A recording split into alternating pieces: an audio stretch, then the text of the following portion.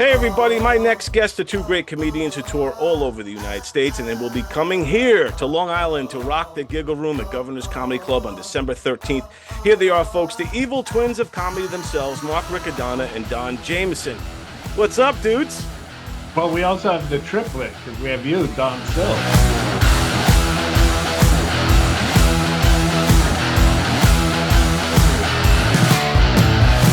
Yeah, I'm like the older version of you, Riccadonna.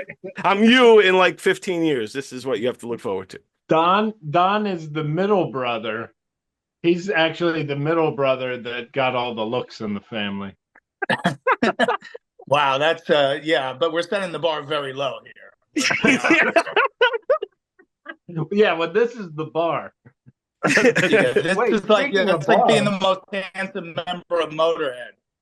The reason I don't look like Don anymore is because I did lower the bar. Yeah, so the Evil Twins thing, you guys have been the moniker Evil Twins of Comedy whenever you guys tour together. A lot of people say they must be maternal twins because they don't. But tell me kind of the origin story behind how did you become the Evil Twins of Comedy? Well, you have to understand that the idea of this happened in 2003. Was it around 2003, I think? When I was working at Stand Up New York. And Don, I'm going to send you a picture of me in 2003. And I'll send you a picture of Don from 2003. Because then it makes sense. You know, because now it looks like if Don got stung by a bee and had a bad year, I could be his. Yeah, he's my allergic reaction twin. If you give me an insulin pen, I would be able to clear this all up. But in 2003, I was working at a comedy club. I was a door guy there. I didn't really know Don well. He's come to the club a couple times. I was just the door guy, you know. And I was at a restaurant. It was a Sunday, and the comedy club was on the Upper West Side, and there was this place, Josie's. I don't know if your followers. It was the place to be at Sunday brunch on the Upper West Side. I was going into work, and this is when pressed juice was like a new thing. Like it was like a big deal to get pressed juice. So I'd stop there and get a hangover cure before I would go to answer phones at the comedy club. And as I walked in, I've only been doing comedy for about 6 months at the time. Like I was really new. And this really gorgeous woman walked over to me and goes, "You're a comedian." And I was like, "Yes, I am. Yes, I am." And she goes, "You don't remember me, do you?" And I was like, "No." And she goes, "Fuck you, Don," and throws a drink in my face. And she goes, "You don't know who I am? You don't remember me?" And I go, and in my head, I didn't think when she said Don, because my last name's Riccadonna. I've been called Rick and Don my whole life. And I all of a sudden realized, I go, she thinks I'm Don Jamieson. And I had to show her my driver's license that I wasn't Don. She storms out of the restaurant. And it was one of those things like when she stormed out of the restaurant, everybody in the restaurant kind of went.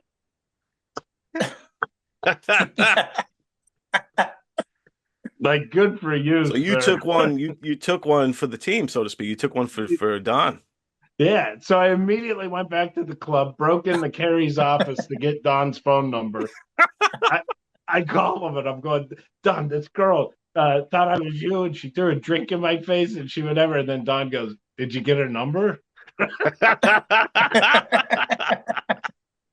Yeah, because apparently I didn't, and I couldn't go into Josie's anymore. Yeah, for real. And you never found out who the girl was. Nope. No. But she threw like a $10 juice at me. Wow. So she must have had money. Yeah, I should have probably stuck with her. A $10 pressed juice, man, right in the face for Don Jamieson. I've never been so proud. It was my credit when I would get brought on the stage. This next comic was once Mistaken. mistaken for Don Jamieson. But back then, I also got somebody thought I was Hal Sparks, and they asked me for an autograph, and I didn't know who they thought I was, so I just said, "Oh, I'm sorry, I don't do that." Hey, I'm Hal Sparks, and I'm at the Kiss. Let me start again. I'll do this right. I want to do it right for you guys. I should lose weight. So I could be mistaken for other celebs. He signed it Mike Bichetti, by the way. There you go. Have you ever been mistaken for Mark?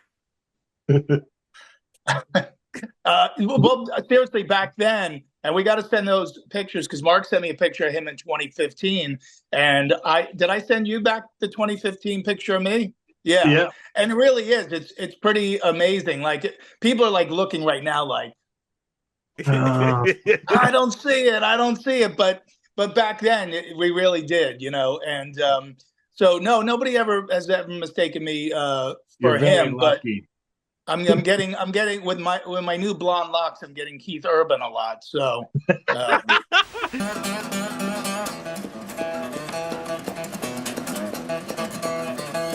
I do like the new look there with the blonde. I should blonde dye locks. my hair blonde. I could be Keith Suburban. Yeah, there you go. But yeah, like I guess like your look you had in the Meet the Creeps era when you had the darker hair, shorter hair, the chops. Yeah, I could see the Riccadonna looking like that back in the day. We both had huge sideburns. It wasn't planned. We just both did. We were both hillbillies. So yeah, because that was like this. Did you still have them done? Because that was like your signature. That's your signature look. Yeah, he still got them. They're still there, but they're blonde now. They're a little lighter than they used to be. Getting older, Don. You know how it is. Dude, believe me, I used to have a nice dark beard like Riccadonna. Now look good. Oh, I'm getting Santa Claused up this year. Yeah. Speaking of Santa, we should get Mike Bichetti to come with presents and a Santa beard. I did tell him to bring us if he had a Santa suit. He said he does not, and I said I would get him one. He said it's got to be like XXX, like 3XL. Oh, if he shows up in a Santa suit, it's going to be a XXX show. I'm working on it. I told Tony Walker, who's producing this as well with us, that we got to get this Santa suit for him because if he's down to wear it, he's just gonna rock it. Dude, Bichetti is so goddamn funny. I adore him. When I saw him, and Mark knows that. And by the way, we should. So, not that we need to clarify it because the way Mark told the story. So, I think we know which one of us is the evil twin of the two. There's a good contrast there too between good and evil, I suppose. Yeah, I'm going to be on the Santa Bichetti's naughty list, and Mark will be on the nice list. I think it would be amazing if that was the theme, that we have Bichetti come up with a naughty and nice list and you and I have to come up. I'm writing this down because I'm going to see if Bichetti has any ideas. One thing about Bichetti, a premise, and then we have to tell a nice joke, and then we have to tell a naughty joke on whatever premise he gives us. Oh, and of course, Don's will be better on the naughty list. Have Bichetti give you guys a premise? Corny. All right. So we'll have Bichetti offer you guys a premise. So you down to do that? If he just says, all right, so the next guy's got to do, Don Jameson's coming up. Here's your premise. It's pressed juice at a bar. Whose face does it get grown in? Oh, God. Because Bichetti, man, when I saw him, his one-liners, he's a good writer. Man, like and he knows who he's self-aware, so he knows how to joke on himself, and that's kind of depreciative kind of vibes in his jokes. I think he's a pretty solid joke writer, man. I think he's a great joke writer. You could take his act. It's very Stephen Wright-ish, where like you could take his act and write it down, and it's funny. You could just watch him as a character on stage without doing his act, and it's funny. But now you put the two together, and it's like, holy shit, this is amazing. Like, he is a joy to watch. I fell asleep at a science fair. When I woke up, I found that I won first place. You guys are great. Thank you. Yeah, but what's fun about Mike is his natural reactions. And I always said, like, if I ever got enough juice in this business to have a sitcom, Mike would be the first person I'd hire to be a character on the show, and every script would be like, Don, and then I'd have a line, and then Mark line, Don Sill, you have your line, and then it would just say Mike Bichetti, and it would just be blank, and it would just Mike reacts. That's what in parentheses it just says Mike reacts, because his reactions are the best when he's just kind of stumped, because he always comes up with something funny, He's great. Yeah. But I don't have enough juice to get a sitcom, but just enough juice to be thrown into Mark Riccadonna's face. As long as it's a $10 press juice, then. Don't be throwing no Dole or Tropicana bullshit. Yeah, it's got to be the upscale pressed juice from the A-list juice. No, none of that extra pulp or whatever juice. No added sugars, please. I think you don't want to walk around with pulp all over your face. Right. Wouldn't be the first time, but yeah. Right. No, but like I think you're onto something with a sitcom, like a sitcom with you, Bichetti, and Mark Riccadonna, and I could be a guest star. I think that is that's a show. I think that's a really good show, man. We should try to put that together and pitch this thing. I think you're onto something. We live in Don Sill's basement, and Bichetti is the neighbor. Yeah, this basement right here. That one right there. Yeah. That's hilarious, man. But the funny thing will be is the show, and during the show, Don and I are still in high school. We're seniors in high school, even though we're in our 40s. Yeah, still. But we never acknowledge it that we're 40. Yeah, right. It's just a thing. I got late for school. Got to go get on the bus, and nobody says anything. Right. And Bichetti's our he's our Kramer. He just pops so in. Like, you and I are watching like, something on TV, like we're watching, we're watching like Porky's or something. And then the door swings open and Bichetti comes in like Kramer and he's like, I like boobies. Oh God. Are you guys watching Porky's? I can't do the impression as good as you. And I can't even, not even close, but if he's doing, I like when you're like, am I right or wrong? Am I right or wrong? Porky's is a classic. Am I right or wrong, Don? Oh God. Oh God. The pilot episode is that they have a Mike Bichetti lookalike contest at school. And Don and I have to make costumes. Yeah. That's great. And then you just bring Richie Byrne over. Richie wins. We hate Richie. Richie's the punk. He's also in high school. Yeah, right. Oh man.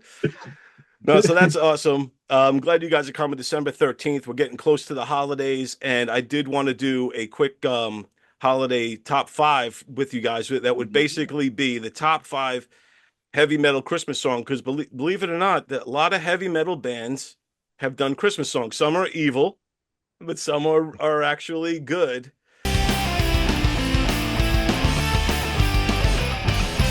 I could go down a list if you guys want, and you guys kind of could comment on it, and then I'll tell you what my top 5 are. And if you have a top 5 out of that, it's all good. Yeah. Putting you guys on the spot here, but we'll Let start it off, rip, man. We'll start off. I'll start from the kind of. There's really no rhyme or reason until I get to my top 5, but these are the bottom ones I'll start with. But again, no particular order. But the most evil of them all would be King Diamond and No Presents for Christmas. Oh.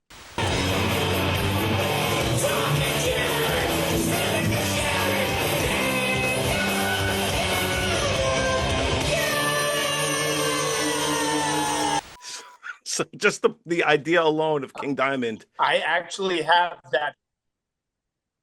I actually have that picture disc. No way. Is he Which wearing is, like a Santa hat? because I still love vinyl. Yeah.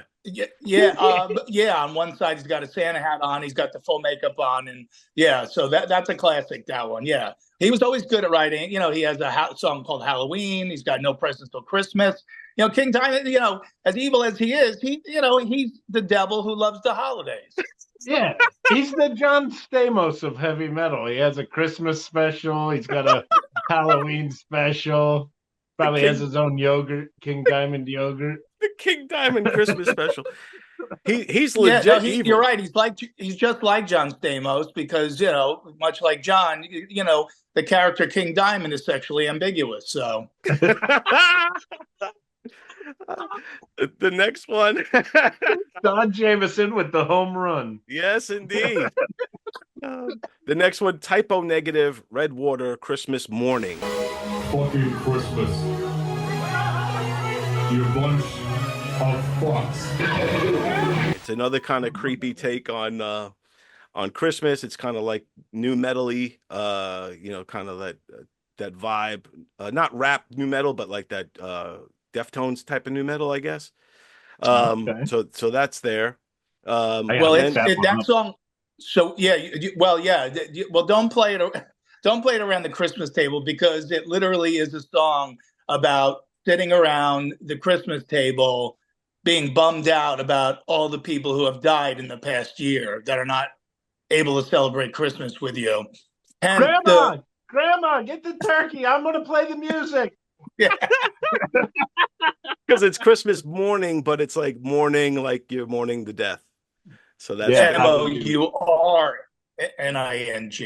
Yes. It's a good thing. And then you call for Grandma to put it on. Yeah. Kudos to right. Don for the Don lives up to the being a metal guy for sure. Here's the next one. Korn. He did a remake of Kidnap the Sandy Claus, which is from Nightmare Before Christmas. Ooh.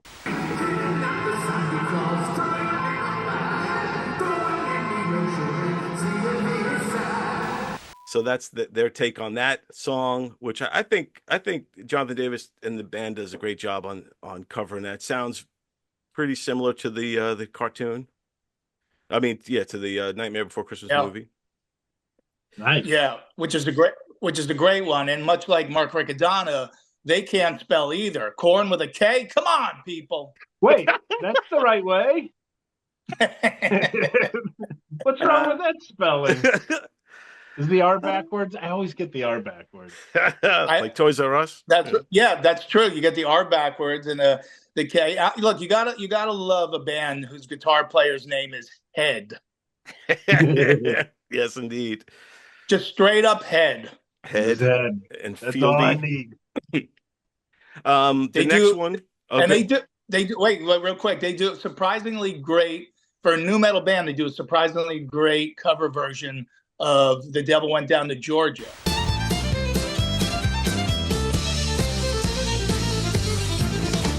Really? Not a Christmas song, but great cover. I gotta check that Depends out. where you live. Yeah, there you go. King Diamond's favorite during the holidays. Yeah.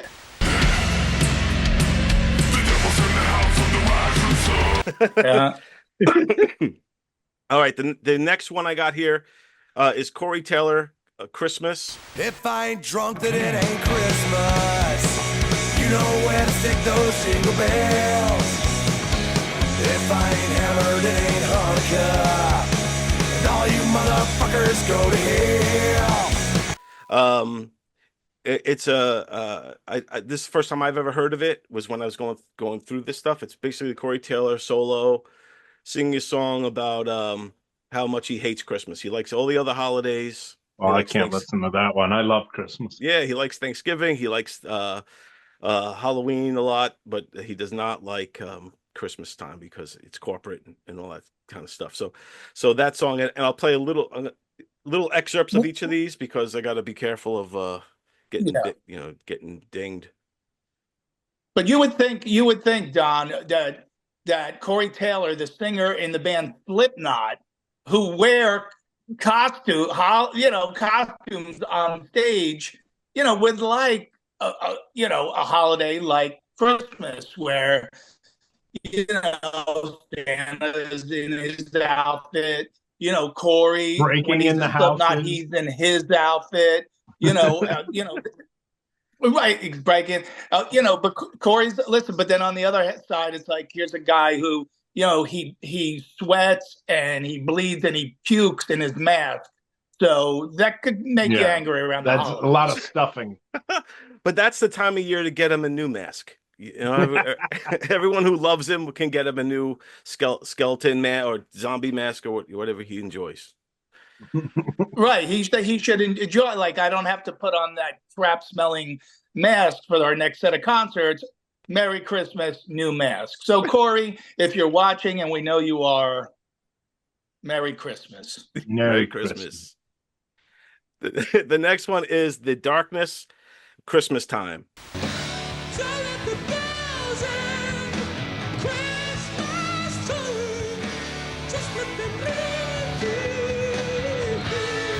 It's more of like kind of a traditional, The Darkness. I don't even know if they would be considered heavy metal or just rock, but they have a song. Like them. Yeah, they rock. I dig those guys. They're a little more glam rock. Right. Yes, a little bit more on the glam side. And they came out probably in the 90s. Little falsetto. Yeah. I love any band that you can sing along with. Well, they're back now, man. I love a band that you can sing along with and you don't know one song and you just go, I believe in it.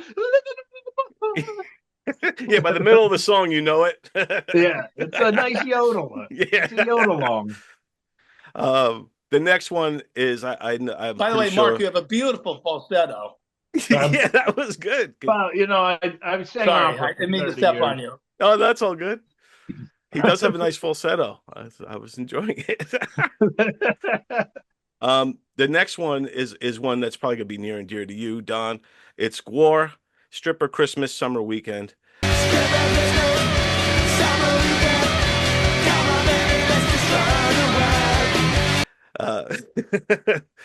So any thoughts on that particular That's going in my top 5. Yeah, there you go.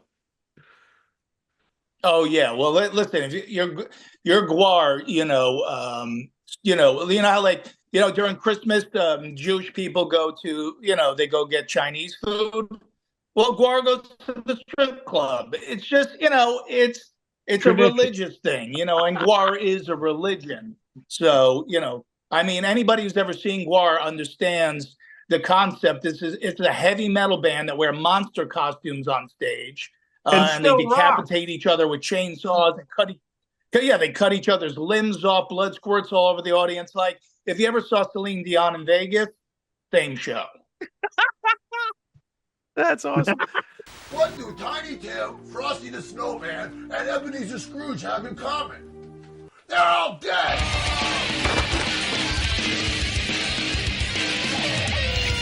And then, so the next one is Man of War with Silent Night, which they sing in German.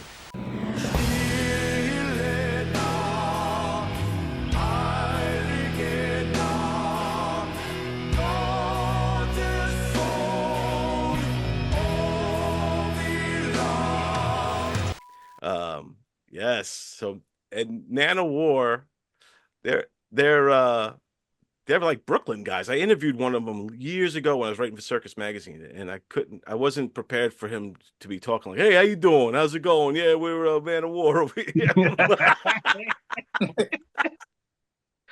Yeah, I sing heavy metal stuff, man.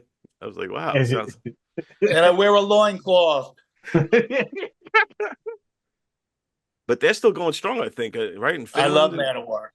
Yeah, Man of War rocks, man. And have you heard the Silent Nights version that they do? They really no, but that their singer, and as metal as they are, and every song has a song about how metal they are. So in case you don't realize it, but that singer, Eric Adams, is, and not the mayor of New York, a different Eric Adams. It would be funny if Eric Adams, the mayor of New York. Why not do it? I'm in Manowar now. Do it. All right, people. It's a groove thing. All right, that's how I flow in Manowar. It's not a good impression, but you know, No, that was good. it's the best I could do off the cuff. Well, cancel me. And then, But that singer is he's classically trained. You know, he could sing opera and all kinds of stuff. So yeah, I could believe him singing Silent Night in German with a Brooklyn accent. That's hilarious. he sang it Silent so Night.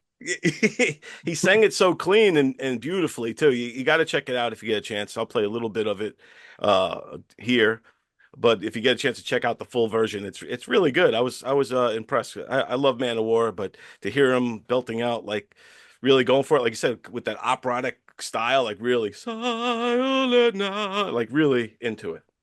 The next one I got here is Rob Halford with We Three Kings. We three kings of Orient. I love it. Speaking of operatic voices, you know. Didn't he do another one too? He had another Christmas song. Christmas is for everyone. Oh, really? Yeah, I could see him singing that because, you know, it is for everyone. Well, he does have an original Christmas song that I think was on the B side of We Three Kings, and that We Three Kings is so metal too. Yeah, like it's a great Christmas song, but it's totally like razor sharp metal. So if people haven't heard that, it's awesome. The Metal God, Christmas, it's all good. He has a whole album. He has a whole Christmas album? Winter songs. He does Deck the Halls. Hark the Herald Angels Sing. I need to get this album. Hey, Christmas is coming. Oh my God. I'm breaking the halls. Breaking the halls. Decking the halls. Decking the halls. Decking the halls. It's called Winter Songs. Winter Songs. I love it. We got to check that out. The next one is another kind of classic 80s rock band, metal band, Dokken, with their version of Santa Claus is Coming to Town.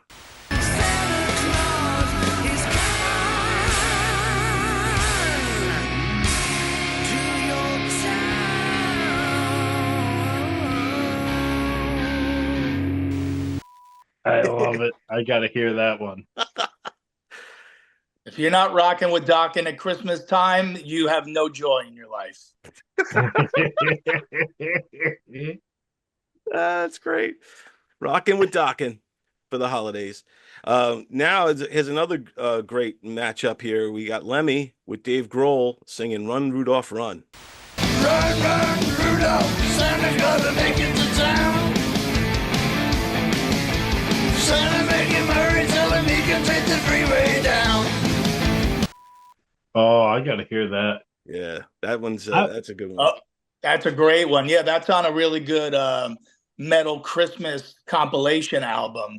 And that's one of the standout tracks. Of course, I'm biased because Lemmy's my hero, but quick story about Lemmy and Dave Grohl. So, obviously when Lem was alive and Motorhead was, out doing their thing, their drummer, Mickey D, he had to drop off one of their tours in the States. And so Lemmy texted Matt Sorum from Guns N' Roses and said, hey, we need a drummer for this run of shows in the States. Can you do it? And Matt Sorum, thinking like, why would Lemmy want me? Texted him back, who dropped out? And Lemmy wrote back, Dave Grohl. So can you do it or not? That's I thought you were great. going to say you texted back, who this? New phone. Yeah. I love that Lemmy never pulled punches, man. He just tell you straight up. Exactly. Dave Grohl. All right, so now we got Twisted Sister. Now they've done a lot of Christmas songs as well, but this one I have is I Saw Mommy Kissing Santa Claus. His version of that, his cover of that.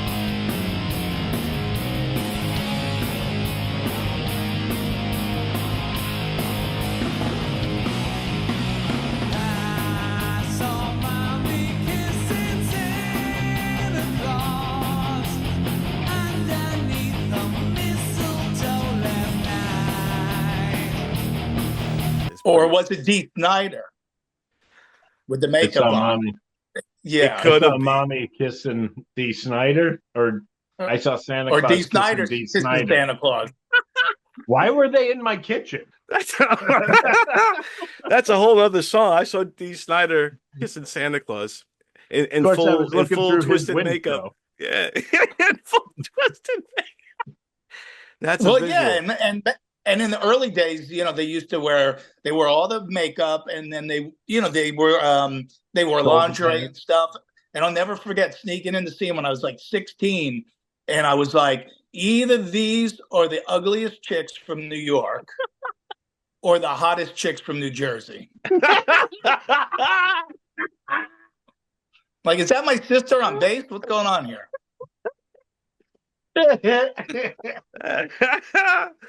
That's awesome. Oh man, the next one is a classic. Is the Trans-Siberian Orchestra of the Wizards in Winter.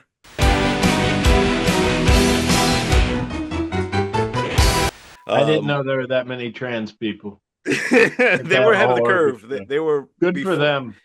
They're making bands now. They've come a long way. They have their own Christmas spectacular. And what's funny, Mark, is Trans-Siberian Orchestra has nothing to do with trans people. But in the ultimate act of irony, one of their roadies, a female, is now suing them because she was forced to take showers with a guy who identified as a female, and he was really creepy and inappropriate. So now they have to go out and tour as Trans-Siberian Orchestra.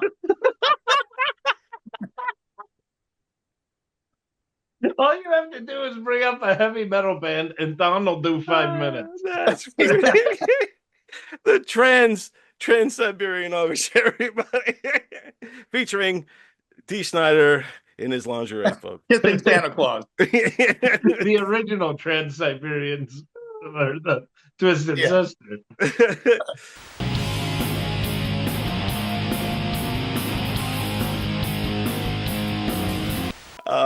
The next one I got is Alice Cooper singing Santa Claus is Coming to Town. Better watch out, you better not cry, better not pout, I'm telling you why, Santa Claus is coming to town. But Claus, spelled like Riccadonna, wrote it. Well, speaking of trans, I mean, Alice to me was the first trans person. Put on heavy eye makeup, took a woman's name. Back in the day, we didn't know Alice Cooper was a dude. We didn't have social media. So the first time I heard "School's Out" on the radio, I was like, "Holy crap! This chick must smoke a lot of cigarettes and drink a lot of whiskey." I got a million of them, folks. Because you don't know what he looks like until you buy the album or get a magazine in those days. So yeah, you here's Alice Cooper with right. And all of a sudden, school. Right. And that's like a gender reveal. That's so great. Don is so woke because he loves Kiss, and they all identify as like a cat, a spaceman. Yeah. I've been more accepting and tolerant of different people my whole life. We love you for that. I think I'm the original wokester. Yeah, I think all heavy metal people are, right? I mean, we've got, like you said, we got Kiss, we had Motley Crue in the early days. Box right behind the drum set. We had Poison. Who hasn't masturbated to the first Poison album front cover? By accident, Yeah, this thing, it was 4 hot Don't chicks. turn it over. Don't turn it over. Yeah.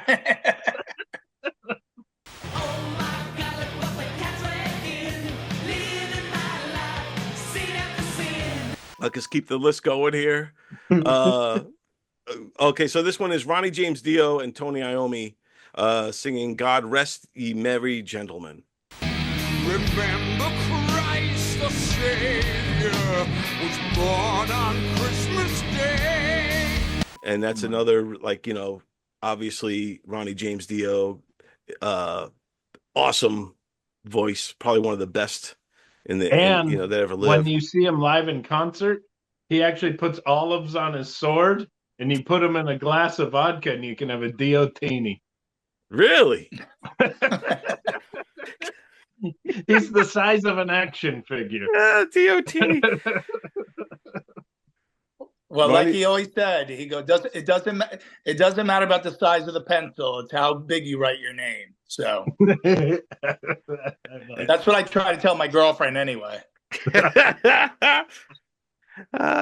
That's awesome. And then the I think I got them all. And yes, so my personal number one is Mistress for Christmas by AC/DC. It song just rocks.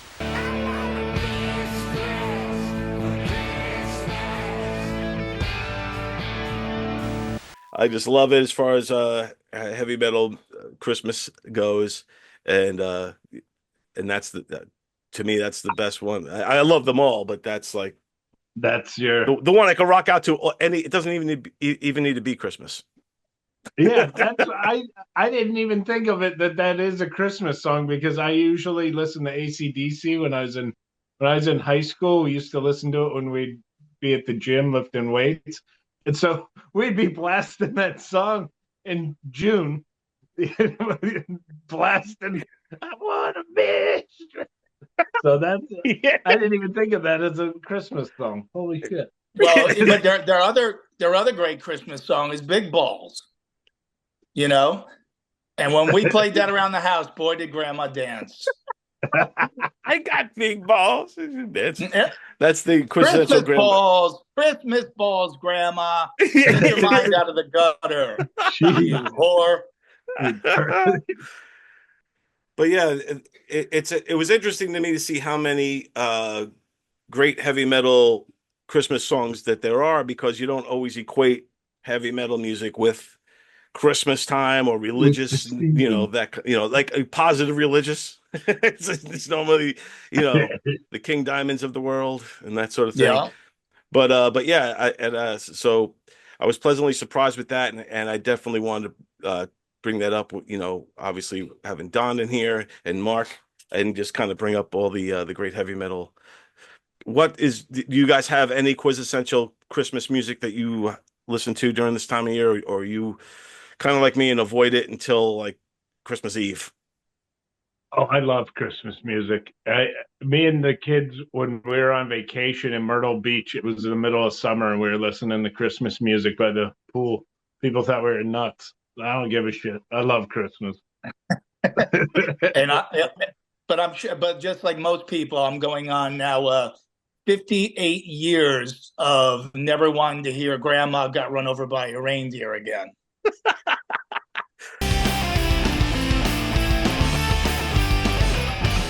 I remember that song first came out. I was like in grade school, and it was like the edgiest thing ever, Oh my God, you got ran over by a reindeer. You would like the song if you played it while you watched the video of that lady in Watertown, New York, who was they're running like a 5K, and a fucking reindeer just ran her over. If we have video of that, I'm showing it right now. Grandma got run over by a reindeer. There was another one back in the day, the donkey. What's it? Dominic the Christmas Dominic donkey. the donkey. Yeah. So as an Italian, that song is offensive. But all my Italian friends love it. They all have to have it. As a donkey, that song's offensive. Hee-haw, hee-haw. No, you know what this is, and I'm not trying to have like a weird gotcha moment, but when I was younger, I thought "For Whom the Bells Toll" was a Christmas song. It can be. Why not? Yeah, Christmas bells. Mm-hmm. You get James Hetfield out on the street with one of those dressed as Santa with one of those Salvation Army pots. He's out there ringing them. For whom the bell tolls, put some money in the pot, you cheap bastard. It's all you have to do is Santa change with the goatee. Yeah, just change the sound of the bell in the song, and it's a whole different song.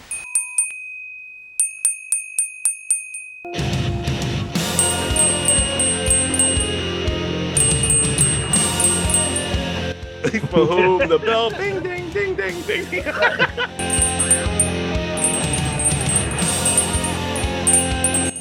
Take a donation. For the Salvation Army, yeah. The Kiss Army and the Salvation Army are going to war. There you go. It all comes full circle back to Kiss. And I wonder if they ever had a Christmas song. They had to have. They have to, I would think. Oh, But I'll Somewhere. check. Yeah. Yeah. So we're gonna sing something we don't usually do. This is a classic that we didn't write. I'm dreaming of a white. But dudes, I appreciate you guys taking time. I'm psyched to see you guys December 13th. I can't wait. When we have you there at the Giggle Room, everybody's got to come. Tickets are selling fast. If they're not already sold out, you guys got to get tickets now. So go to govs.com, get your tickets. We're all going to be there. I'm doing a Q&A with everybody at the end. It's going to be a lot of fun. They're going to sell their merch, pictures, the whole 9 yards. So everybody come on out. And Bichotti's letting girls sit on his lap with their Christmas list. Mm-hmm. And we are selling those special juices as well. So Yeah. so everybody press juices for everyone. So For any of the ladies that didn't call back during the year, there'll be fresh juices to throw into Mark's face. So wait, what are we doing with you, Don? I'm getting juice in the face. Bichetti's getting lap dances. We got to come up with something. I'll go up and do renditions of all the Christmas songs that we talked about here on the podcast. there you There go. we go. There you go. Especially the King Diamond one. The really evil, no presents for Christmas. No present for you. Well, thanks so much, Mark. It's All right, always boys. a pleasure, my brother, hanging with you. Don Jamieson, Thanks for having you me. rock, my friend, in the truest word. You too, rock. And we will see you then, December 13th. Thanks again, fellas. Peace Cool. out.